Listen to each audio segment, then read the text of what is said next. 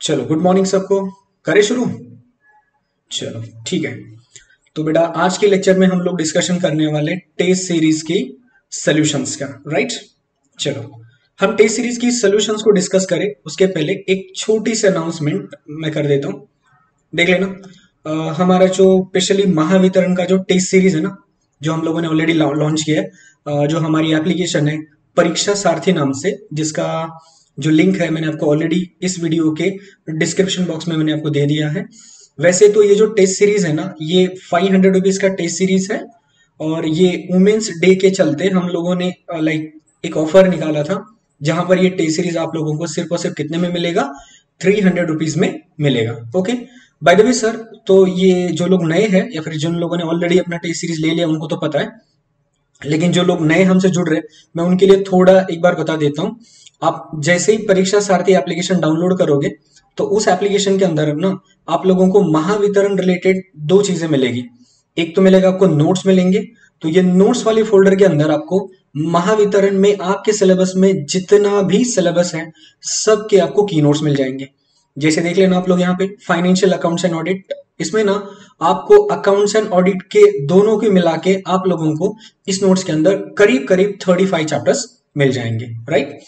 Likewise जैसे अभी हमने फाइनेंशियल अकाउंट्स की बात करी, कम्युनिकेशन के नोट्स मिलेंगे आपको। इनकम टैक्स के अभी अपलोड हुए नहीं है, बहुत जल्दी अपलोड हो जाएंगे। इनकम टैक्स के मिल जाएंगे, जीएसटी के मिल जाएंगे, लॉ एंड एनवायरमेंट के नोट्स मिल जाएंगे, इथिक्स के नोट्स मिल जाएंगे, कॉस्ट एंड मैनेजमेंट अकाउंट के भी नोट्स आपको यहाँ पर मिल जाएंगे। ये हो गया अपना नोट्स के बारे में। राइट। जो सबसे इंपॉर्टेंट है वो अपने लिए इंपॉर्टेंट है अभी तो टेस्ट सीरीज। राइट। तो फिर टेस्ट सीरीज के अंदर आप लोगों को क्या क्या मिलेगा। ओके जस्ट मिनट, इसको एक बार लोड हो जाने दो तो देख लेना यार। टेस्ट सीरीज में आपको क्या मिलेगा।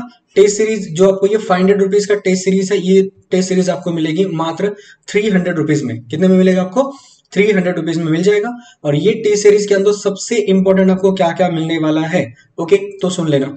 आपको यहाँ पे हर एक चैप्टर के चैप्टर वाइज टेस्ट मिल जाएंगे और फुल लेंथ भी टेस्ट मिल जाएंगे। फुल लेंथ टेस्ट कितने मिलेंगे आपको, 25 फुल लेंथ टेस्ट आपको यहां पर दिए जाएंगे। फिर सर एक बार मैं आपको दिखा देता हूं कि अभी तक हमने कौन कौन से टेस्ट दिए। जैसे देख लेना, Mahavitaran junior account, junior assistant account, ये अपनी फुल लेंथ टेस्ट है। कैपिटल एंड रेवेन्यू आइटम्स, इसके अंदर बेसिक चैप्टर्स कवर किए गए। आज हम इसी चैप्टर का सोल्यूशन भी देखने वाले हैं। ये लॉ के ये लॉ का टेस्ट हो गया। देन ये अपनी कम्युनिकेशन का टेस्ट हो गया।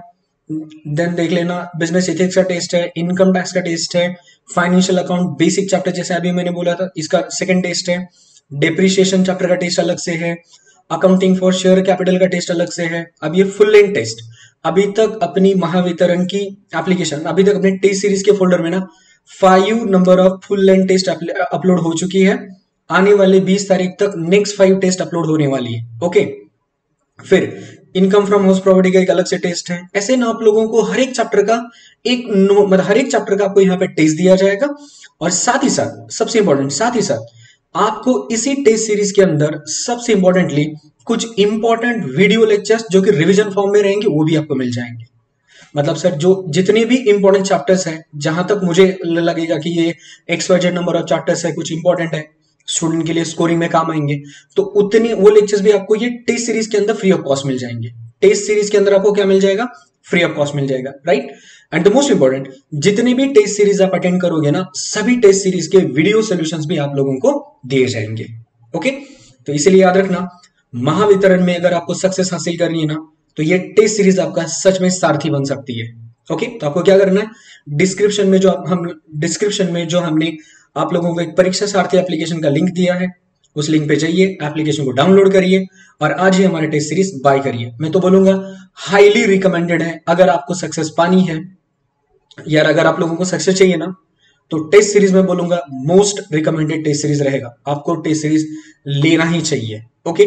एक बात बताऊं आपको मैं क्यों बोल रहा हूं, देख लेना, नगर परिषद का जो अभी अकाउंट्स एंड ऑडिट, उसको अपन बोलते हैं ना लेखा एंड लेखापाल का एग्जाम हुआ था, यहां पर मेरे हिसाब से ना करीब करीब 22,500 स्टूडेंट ने एप्लीकेशन किया था। बट मोटा मोटी अभी तक मेरे पास एग्जैक्ट डेटा नहीं है, बट एक अप्रोक्स 19,500 स्टूडेंट ने एग्जामिनेशन दिया था अकाउंट्स एंड ऑडिट का। ओके।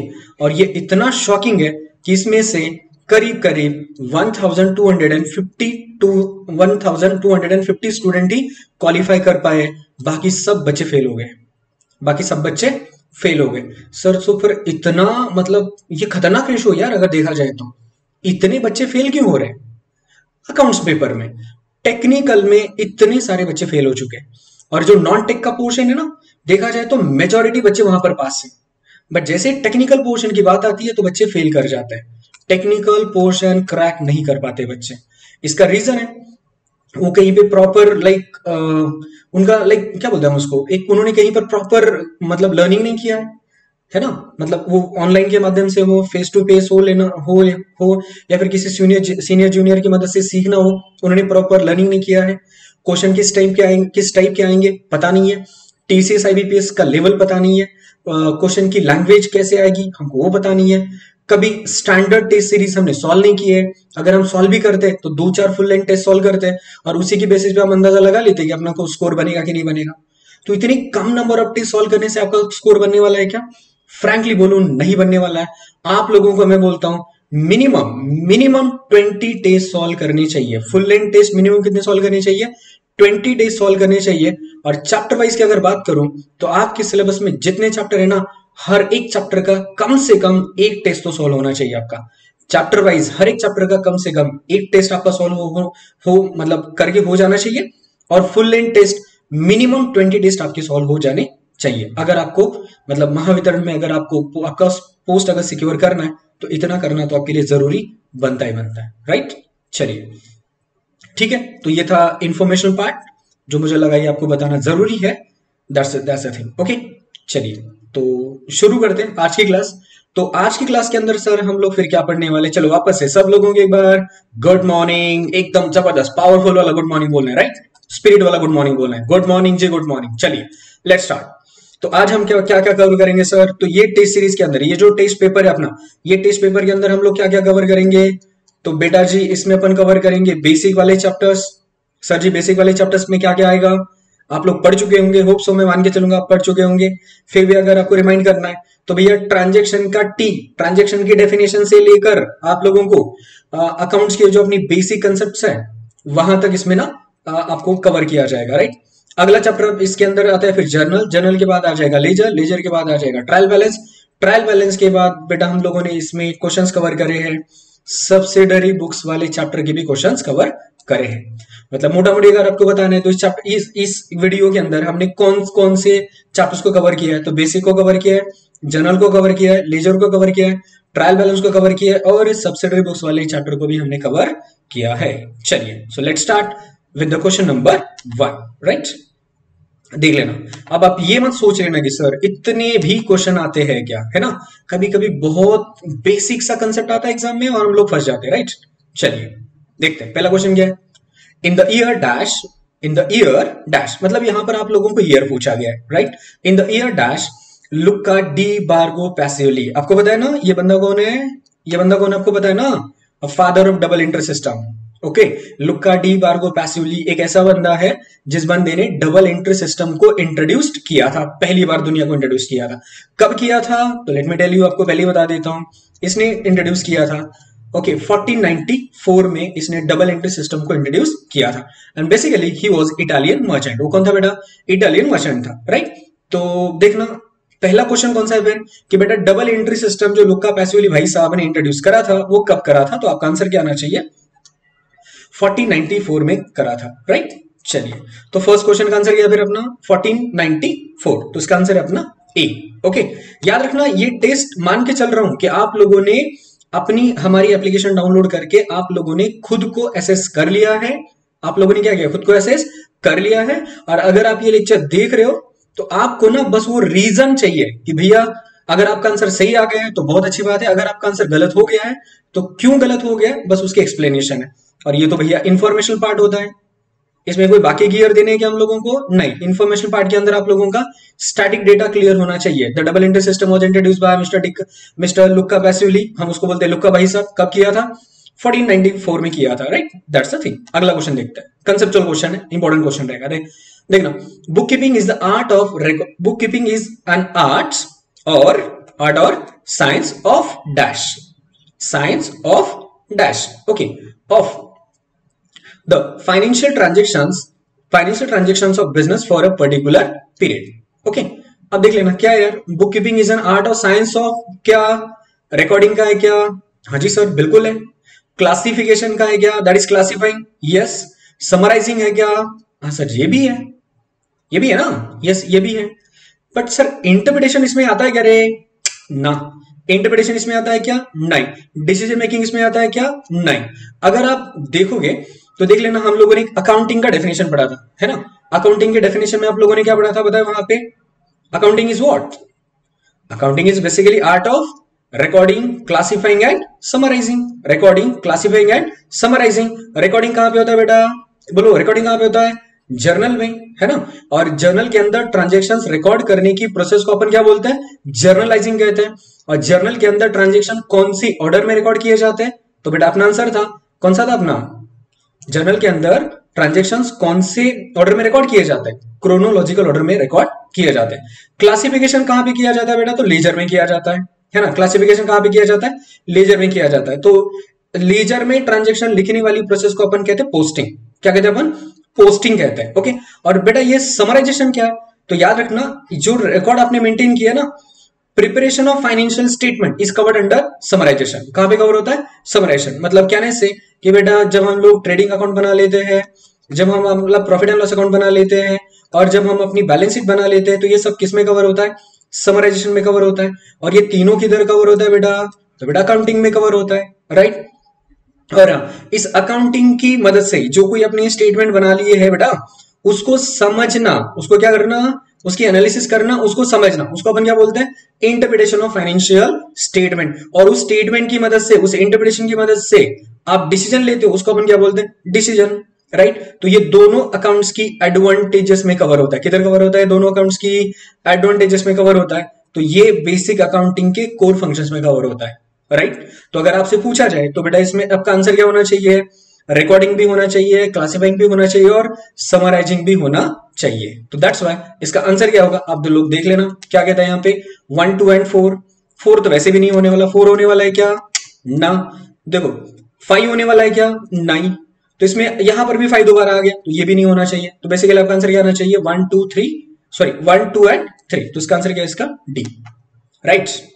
होप सबको समझ में आ रहा होगा, राइट। चलिए नेक्स्ट, अब ये क्वेश्चन थोड़ा इंटरेस्टिंग है, देख लेना।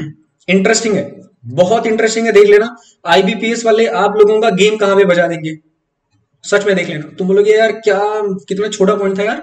देख लेना, विच of the following statement is incorrect in respect of book keeping. अरे बेटा आप बोलोगे सर बुक कीपिंग हम 11th में पढ़ चुके हैं, 12th में पढ़ा है, फर्स्ट ईयर में पढ़ा है, सेकंड ईयर में पढ़ा है, थर्ड ईयर में पढ़ा है, यूं इसका आंसर कर दूंगा यार, देख लेना।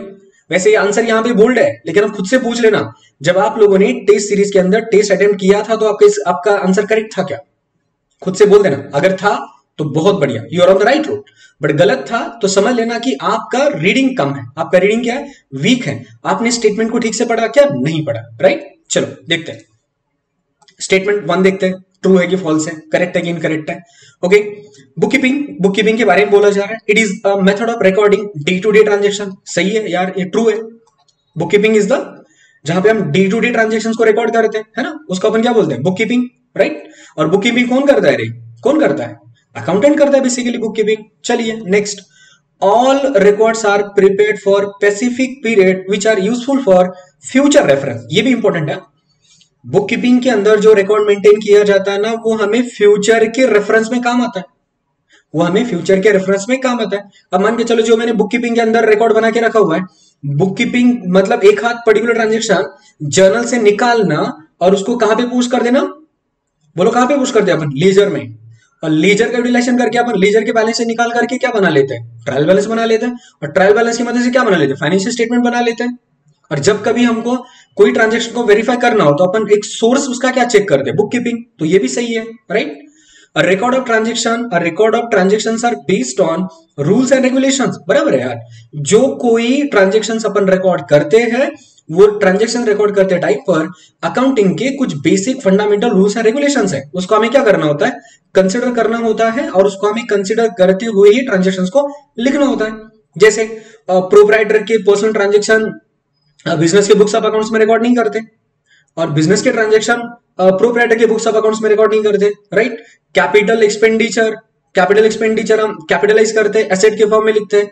रेवेन्यू एक्सपेंडिचर अपन डायरेक्टली पीएल अकाउंट पे डेबिट कर देते हैं या फिर ट्रेडिंग अकाउंट पे डेबिट कर देते हैं। ये रूल्स एंड रेगुलेशंस है, उनको फॉलो करना होता है और उसको फॉलो करते ही अपन लोग क्या बना लेते हैं, रिकॉर्डिंग बना लेते हैं, ट्रांजेक्शंस को हम रिकॉर्ड करते हैं, राइट। चलिए अब आप लोग बोलोगे सर इसको तो बोल्ड किया, मतलब ये उसका आंसर है, लेकिन आप लोग मुझे कमेंट बॉक्स के अंदर पक्का बता देना कि ये अगर आप, अब वैसे तो पता है कि यार आप मैं मतलब कमेंट बॉक्स में कौन इंतजार करेगा, कौन इसको पॉज करके पहले कमेंट करेगा फिर वेरीफाई करेगा कि इसका आंसर क्या था। अगर आप करते हो तो बहुत बढ़िया, नहीं करते हो तब भी बढ़िया, ठीक है।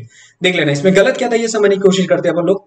It is an art of, that it is का मतलब क्या है, book keeping is an art of recording business transactions specifically. क्या लिखा है बेटा, स्पेसिफिकली। अरे सर फिर इसमें गलत क्या है, ये भी तो सही है। हाँ यार प्रिंट मिस्टेक हो गया क्या, अरे भाई मैं एक बार चेक कर लूं क्या प्रिंट मिस्टेक है क्या इसके अंदर कुछ, क्योंकि ये भी सही लग रहा है ना। नालायक को आपको ये भी सही लगेगा, गलत है, यही स्टेटमेंट गलत है, यही स्टेटमेंट आपका फॉल्स है, इसका मतलब आपका आंसर यही है। सर बता दो तो इसमें गलत क्या है। ये स्पेसिफिकली नहीं होना चाहिए, ये स्पेसिफिकली होना चाहिए क्या, नहीं, साइंटिफिकली होना चाहिए। बच गया ना गेम यहीं पर, साइंटिफिकली होना चाहिए, स्पेसिफिकली होना चाहिए क्या, नहीं।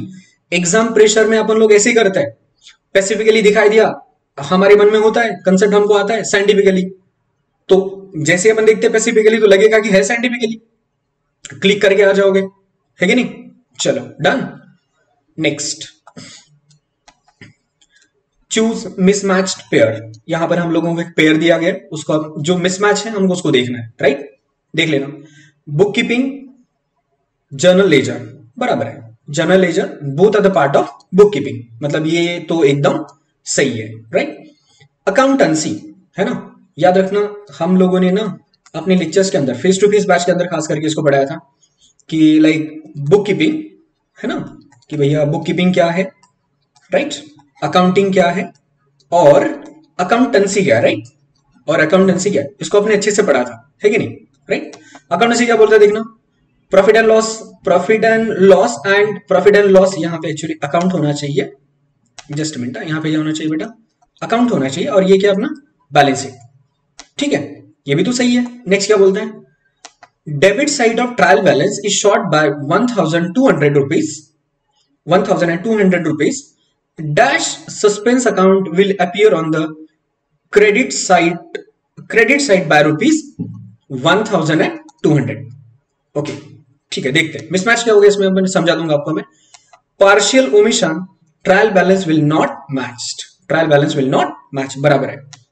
देख लेना पार्शियल ओमिशन, देख लेना हम लोगों ने एरर्स, रेक्टिफिकेशन ऑफ एरर्स के अंदर हम लोगों ने चैप्टर पढ़ा था कॉल्ड रेक्टिफिकेशन ऑफ एरर्स करके, तो वहां पे एरर का मतलब मैंने आप लोगों को क्या बोला था, unintentional omission and commission of transactions while recording in the books of accounts, unintentional होनी चाहिए बेसिकली। तो वहां पर मैंने आप लोगों को कुछ एरर्स के टाइप बोले थे, जैसे एरर ऑफ प्रिंसिपल था, एरर ऑफ ओमिशन था, एरर ऑफ कमीशन था, न्यूट्रलाइजिंग एरर थे, ठीक है नहीं थे, ऐसे अलग अलग टाइप। उसके अंदर ना ओमिशन के मैंने आपको दो पार्ट बोले थे, एक था अपना कंप्लीट ओमिशन और दूसरा था अपना पार्शियल ओमिशन। कंप्लीट ओमिशन का मतलब होता है कि हमने ट्रांजैक्शन को बुक्स ऑफ अकाउंट्स के अंदर बिल्कुल भी रिकॉर्ड नहीं किया है, तो कंप्लीट ओमिशन की वजह से आपका ट्रायल बैलेंस मैच होता है क्या, मैच हो जाता है। बट पार्शियल ओमिशन का मतलब क्या होता है कि आप लोगों ने डेबिट वाला एस्पेक्ट रिकॉर्ड कर दिया लेकिन क्रेडिट वाला एस्पेक्ट रिकॉर्ड किया क्या, नहीं। या फिर ऑन द कंट्रारी आपने क्रेडिट एस्पेक्ट को रिकॉर्ड किया लेकिन डेबिट एस्पेक्ट को रिकॉर्ड किया ही नहीं, ये भी हो सकता है ना, बिल्कुल हो सकता है। तो ऐसे टाइम पर लेट मी टेल यू, आप लोगों का ट्रायल बैलेंस मैच नहीं करेगा। इसका मतलब ये क्या बेटा, करेक्ट है, ये भी करेक्ट है कि नहीं, और शुरुआत के दो भी करेक्ट है। तो अपना आंसर अब सी क्यों है मुझे आपको ये बता देना है, राइट। चलिए आप लोगों को बताएं कि जब हम लोगों ने ट्रायल बैलेंस नाम से एक चैप्टर पढ़ा था, तो उस टाइम पर मैंने आपको क्या बोला था, बेसिकली क्या बोला था कि ये साइड पर आप लोग डेबिट बैलेंसेस लिखते हो और ये साइड पे अपन क्या लिखते हो, क्रेडिट बैलेंसेस लिखते हो। हमारा क्वेश्चन क्या था कि debit side is short by 1200 rupees, कितना 1200 रुपीज। एग्जाम्पल के लिए मान के चलना कि ये साइड की टोटल आ रही है कितनी, 2400 रुपीज, कितनी आ रही है 2400 रुपीज, और ये साइड का टोटल मोटा मोटी आ रहा है कितना बेटा, 1200 रुपए। कितना टोटल आ रहा है 1200, मतलब ये साइड पर 1200 है और ये साइड का टोटल कितना है 2400। मतलब अभी हमारा जो ट्रायल बैलेंस है कितने से कम दिख रहा है, मतलब इसका शॉर्टफॉल कितने से आ रहा है आपका ये 1200 रुपए से आ रहा है। कितने से आ रहा है? 1200 रुपए से आपका शॉर्टफॉल आ रहा है। तो जैसे ये 1200 रुपए का शॉर्टफॉल आता है ना, अपन इसको कहां पे रिकॉर्ड कर देते बताएं? कौन सा अकाउंट बना देते हैं अपन? सस्पेंस अकाउंट पे रिकॉर्ड कर देते हैं। कहां पे रिकॉर्ड करते हैं? सस्पेंस अकाउंट पे रिकॉर्ड कर देते हैं। तो देख लेना, अगर डेबिट साइड शॉर्ट करेगा तो सस्पेंस अकाउंट कहां पे आना चाहिए? डेबिट साइड पे। और अगर क्रेडिट साइड शॉर्ट करेगा तो सस्पेंस अकाउंट कहां पर आना चाहिए? तो क्रेडिट साइड पे आना चाहिए। As simple as. लेकिन क्वेश्चन में बोला क्या गया है देख लेना, debit side of trial balance is short by 1200 rupees. A dash suspense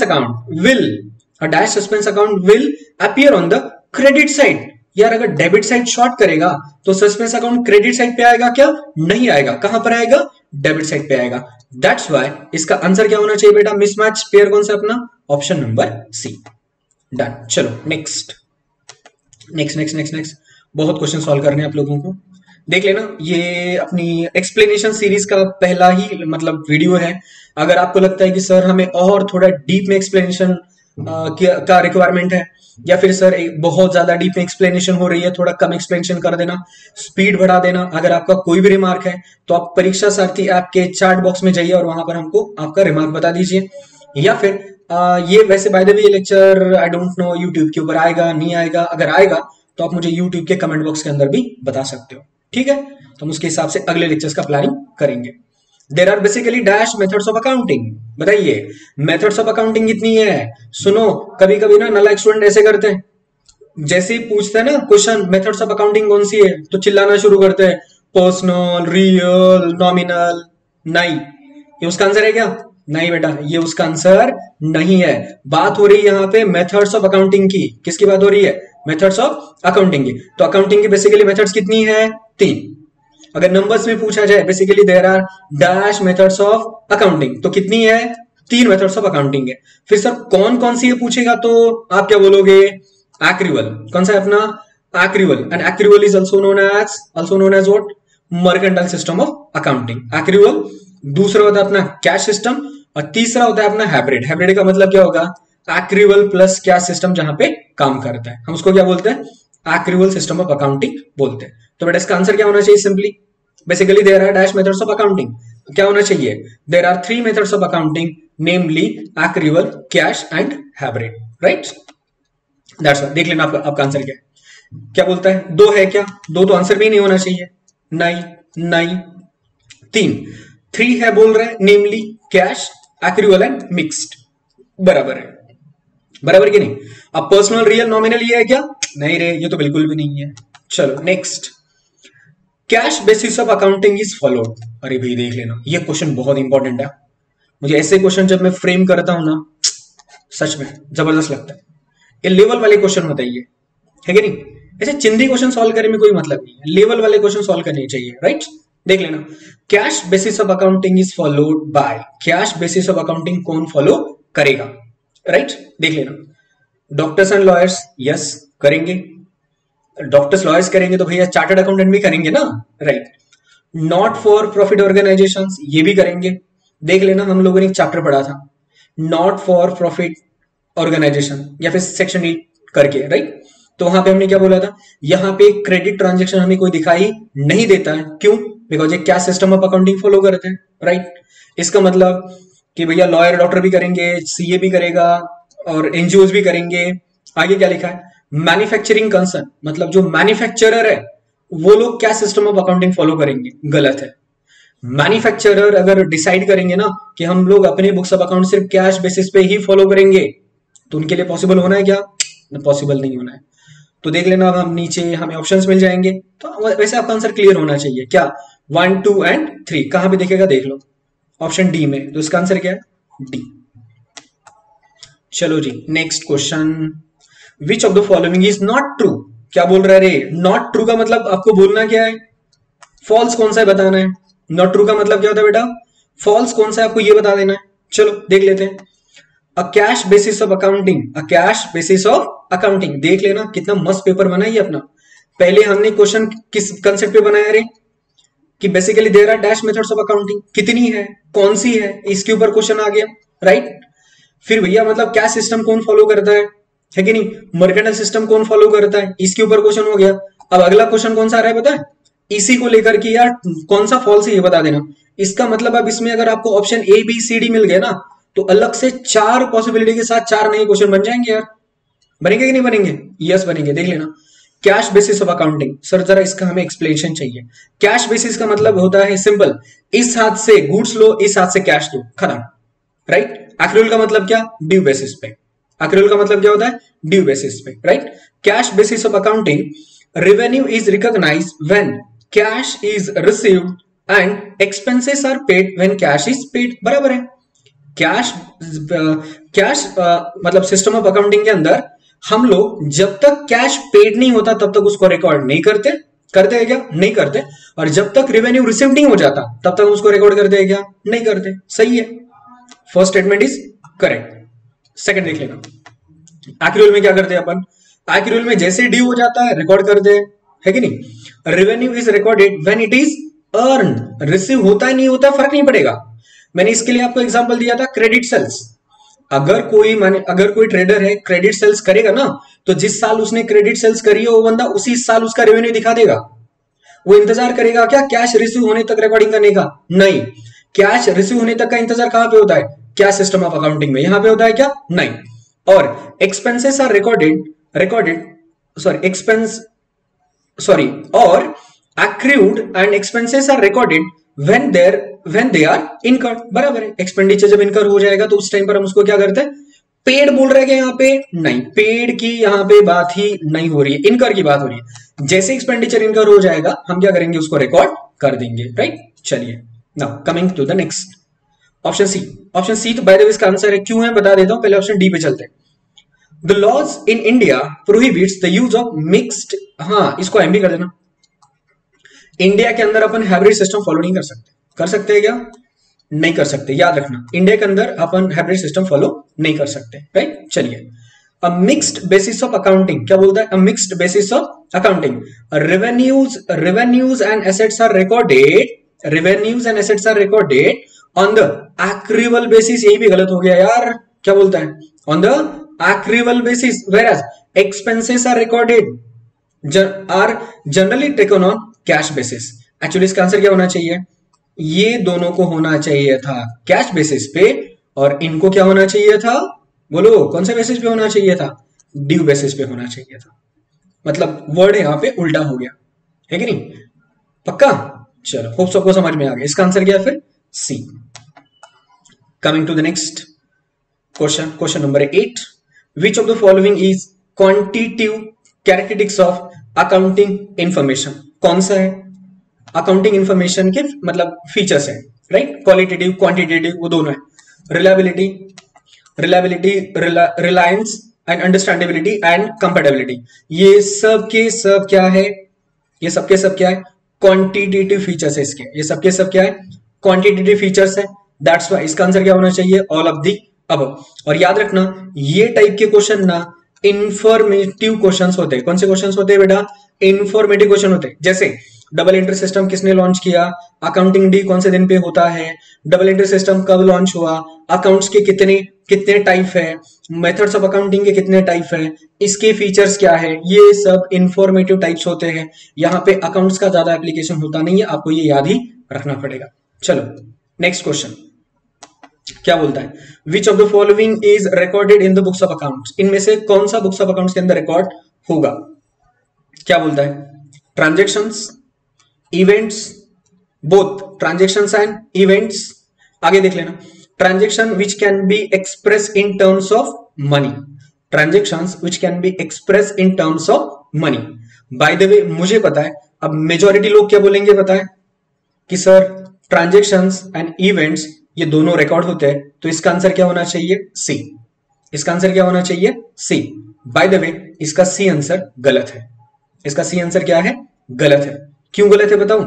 क्योंकि सिर्फ वही ट्रांजेक्शन जिनको हम मॉनेटरी फॉर्म में एक्सप्रेस कर सकते हैं, या फिर वही इवेंट जिनको मॉनेटरी फॉर्म में एक्सप्रेस कर सकते हैं, उन्हीं को बुक्स ऑफ अकाउंट्स के अंदर रिकॉर्ड किया जाता है। बाय द वे हर एक ट्रांजेक्शन एंड हर एक इवेंट रिकॉर्ड होती है क्या? नहीं होते। दैट्स वाई ये भी नहीं और ये भी नहीं। और यहां पे तो उन्होंने क्लियरली बोल दिया है transaction which can be express in terms of money are to be recorded in the books of accounts. That's why इसका मोस्ट अप्रोप्रिएट आंसर क्या होना चाहिए, ऑप्शन डी, राइट। बट अगर यहां पे अगर इन्होंने बोला होता transaction and events which can be express in terms of money, तो आपका आंसर क्या होना चाहिए था, ऑप्शन सी, राइट। अगर दिया जाता तो की बात है, राइट। चलिए नेक्स्ट क्वेश्चन नंबर है 10। क्वेश्चन नंबर कौन सा अपना बेटा, 10, ठीक है। विच of the following statement is incorrect, which of the following statement is incorrect. और ऐसे क्वेश्चंस आपको आएंगे महावितरण में, याद रखना। इनकरेक्ट बताइए, करेक्ट बताइए, मिसमैच बताइए, मैच बताइए, है कि नहीं।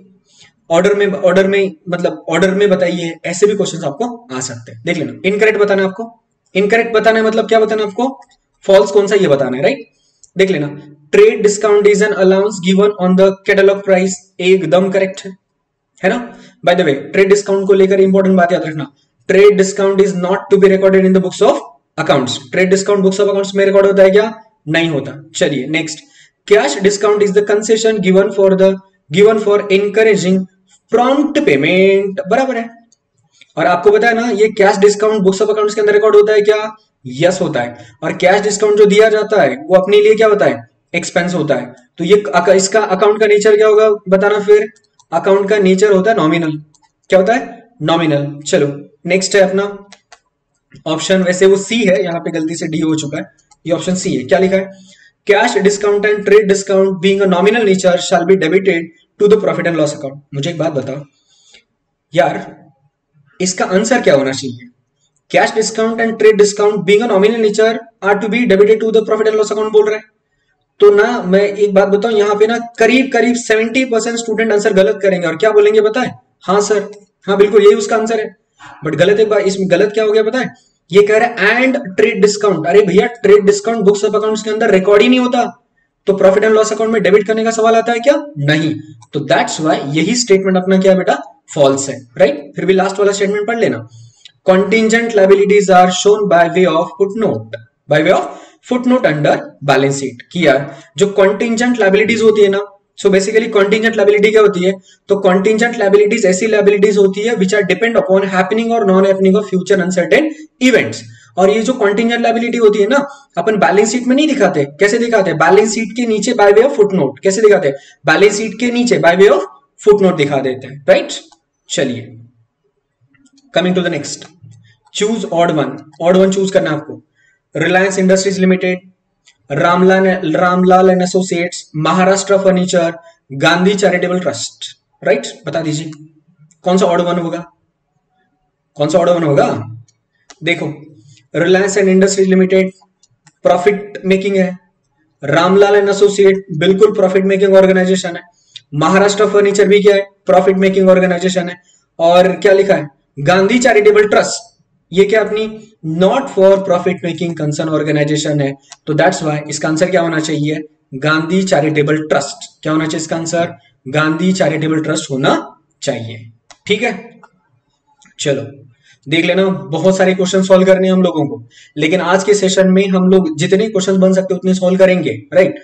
और ऐसा नहीं होना चाहिए कि चलो यार एक ही लेक्चर के अंदर डे 1 के अंदर बहुत सारे नंबर ऑफ क्वेश्चंस कवर कर लिए, राइट ना। नहीं, हम धीरे धीरे ही पढ़ेंगे लेकिन हम सब कुछ कवर करेंगे, इट्स माय प्रॉमिस। हम धीरे धीरे पढ़ेंगे लेकिन हम सब कुछ कवर करेंगे, it's my promise, don't worry. हम सब कुछ कवर करेंगे, भले हमने लेट स्टार्ट किया हो लेकिन हम कवर सब कुछ करेंगे। चलिए अगला क्वेश्चन देख लेते, क्या कहते हैं अगला क्वेश्चन यार। मिस्टर रामलाल, अब सर ये पता नहीं कौन है मिस्टर रामलाल, दोबारा आ गया इसका example. Mister Ramlal taken a building on rent, है ना, रामलाल ने बिल्डिंग रेंट पे ले लिया। और where 50% premises used for his own residence, मतलब मान के चलो रे कोई रामलाल करके एक बंदा है, बिजनेसमैन होगा, उसने एक ऐसा बिल्डिंग मतलब रेंट पे ले लिया। और मोटा मोटी मान के चलना कि इसके 2 फ्लोर है, ये उसका सेकंड फ्लोर है और ये उसका फर्स्ट फ्लोर है। और मान के चलना कि उसने फर्स्ट फ्लोर पे अपना ऑफिस बना लिया, मतलब अपनी दुकान का ऑफिस है, फिर अपनी उसने एक दुकान बना ली होगी, राइट। और सेकंड फ्लोर पे वो बंदा खुद रहता है, मतलब उसने ये बिल्डिंग काय के लिए यूटिलाइज करी, अपने खुद के रेसिडेंस के लिए यूटिलाइज करी। तो मुझे एक बात बताना यहाँ पे होगा क्या, क्या होगा, तो मुझे एक बात बताना, जहां पे आप कॉमन एक्सपेंडिचर करोगे, क्या करोगे, कॉमन एक्सपेंडिचर करोगे, चाहे वो कुछ भी हो। जैसे अपने एग्जाम्पल में आगे लिखा गया, देखने ना, उसने रेंट पे किया है कितना, 12,000 रुपए पर मंथ, और साल भर का उसने रेंट कितना पे किया होगा, फिर 12,000 रुपए पर मंथ के हिसाब से। 1,44,000 पेड किया होगा, राइट। तो उसमें से ये इस हिस्से का कितना होगा रे, 72,000, और इस हिस्से का कितना होगा, 72,000। तो अब मुझे एक बात बताइए, ये वाला जो 72,000 पर्सनल है ना, पर्सनल ये वाला, ये बुक्स ऑफ अकाउंट के अंदर रिकॉर्ड होगा क्या, नहीं। ये वाला बुक्स ऑफ अकाउंट के अंदर रिकॉर्ड होगा क्या, यस होगा क्या, यस होगा, राइट। चलिए बट हम देखते हैं आगे पूछा क्या है ना। He paid a rent of rupees 12,000 per month. However, he charged only 72,000 as a rent to the profit and loss account due to.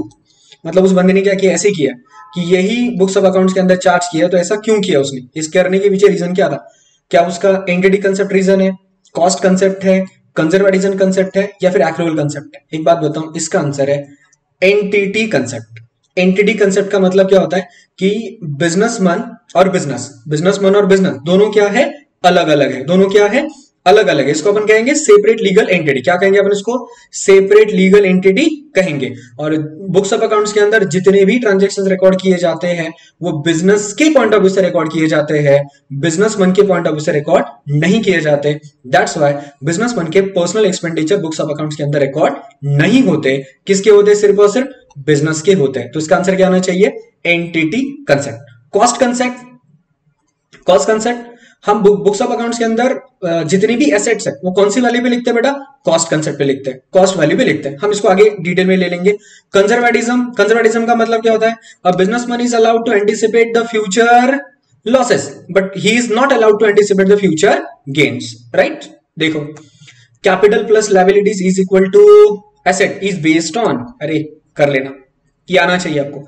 इसका मैं एक्सप्लेनेशन आपको नहीं देने वाला, सिंपली बोलूंगा मैं, आपका जो बैलेंस शीट है ना, बैलेंस शीट ये मान के चलिए कि आपकी बैलेंस शीट है, ये साइड पे एसेट है, ये साइड पे क्या है, लायबिलिटीज है। मतलब ये टोटल इज इक्वल टू ये टोटल, ऐसा होता है बेसिकली। मतलब assets is equal to the liabilities plus capital. ऐसा क्यों होता है आपको ये बताना है, क्यों होता है, इसके पीछे रीजन क्या है, ये आपको बता देना है। चलिए ठीक है, आ जाएगा आपको, आ जाएगा बहुत बढ़िया सिंपल क्वेश्चन है, राइट। ये देख लेना, चूज द, एक काम करो मैं इसको थोड़ा चारों ऑप्शन एक साथ ले लेता हूं, जस्ट मिनट। मैं क्या करता हूं, चारों के चारों ऑप्शन एक साथ ले लेता हूं, आपको कंपेयर करने में आसानी हो जाएगा, राइट।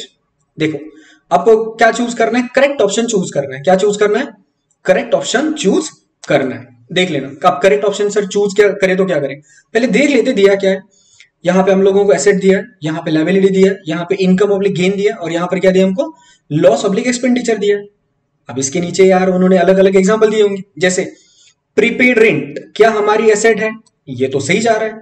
लायबिलिटी देखो ना, एडवांसेस टू द सप्लायर, मतलब हमने हमारे सप्लायर को एडवांस दिया, तो भैया ये तो मेरी एसेट हो गई ना, लायबिलिटी होता है क्या, नहीं।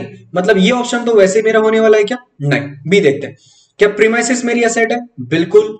आउटस्टैंडिंग लोन क्या मेरा लायबिलिटी है, बिल्कुल।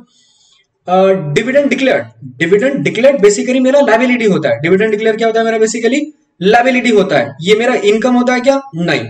इसका मतलब ऑप्शन बी भी इसका सही होने का कोई चांस है क्या, नहीं। अनएक्सपायर्ड कॉस्ट को हम बेसिकली बोल सकते हैं, क्या बोल सकते हैं हम उसको, बुक वैल्यू। अनएक्सपायर्ड कॉस्ट को अपन क्या बोल सकते हैं बताना, बुक वैल्यू बोल सकते हैं, राइट। तो ये होता क्या है, अपना एसेट होता है क्या, यस होता है। प्रपोज्ड डिविडेंड लायबिलिटी होता है क्या, यस प्रपोज्ड डिविडेंड लायबिलिटी होता है, करंट लायबिलिटी होता है, ये 1 साल के अंदर पे ऑफ करना होता है। दिवाली गिफ्ट फ्रॉम एजेंसी, अरे यार दिवाली गिफ्ट एजेंसी से मिल गया, करेक्ट है, ये भी सही जा रहा है। और रेंट आपका क्या है, लॉस और एक्सपेंडिचर में लिखा है, मतलब जाहिर सी बात है ये अपना रेंट क्या है यार बेटा, नॉमिनल है, मतलब ये क्या है, सही है। तो इसका करेक्ट आंसर क्या होना चाहिए, ऑप्शन नंबर सी। इसका करेक्ट आंसर क्या होना चाहिए, option number C. Next, deposit for telephone collection, accrued income, भाई एक्रूड इनकम तो तुम्हारा एसेट होता है यार, लायबिलिटी होता है क्या, नहीं। तो डी ऑप्शन होने का कोई चांस बनता है क्या, नहीं। दैट्स व्हाई इसका आंसर क्या है, करेक्ट आंसर क्या, ऑप्शन नंबर सी इसका करेक्ट आंसर रहेगा। ऐसे क्वेश्चन जब आएंगे ना, दिमाग घूम जाएगा आप लोगों का। और एक बात याद रखना, 1000 टेस्ट सॉल्व करने से बेहतर है क्वालिटी टेस्ट ही सॉल्व करो। मतलब कुछ कम ही टेस्ट सॉल्व करना, बट क्वालिटी टेस्ट सॉल्व करना, जहां पे आपके ना वैरायटीज ऑफ क्वेश्चन कवर हो और क्वेश्चन की लैंग्वेज भी बहुत बढ़िया हो, वो भी बहुत जरूरी होता है, राइट। चलिए नेक्स्ट क्वेश्चन देखो, on the purchase of aux, अरे यार लाइव स्टॉक पे जाता है, जब कोई भी एनिमल खरीदा जाता है बिजनेस पर्पज के लिए तो हम कौन सा अकाउंट डेबिट करते हैं बेटा, लाइव स्टॉक अकाउंट डेबिट करते हैं। तो इसका सीधा सीधा आंसर क्या है, लाइव स्टॉक अकाउंट। ठीक है, चलिए नेक्स्ट नेक्स्ट नेक्स्ट।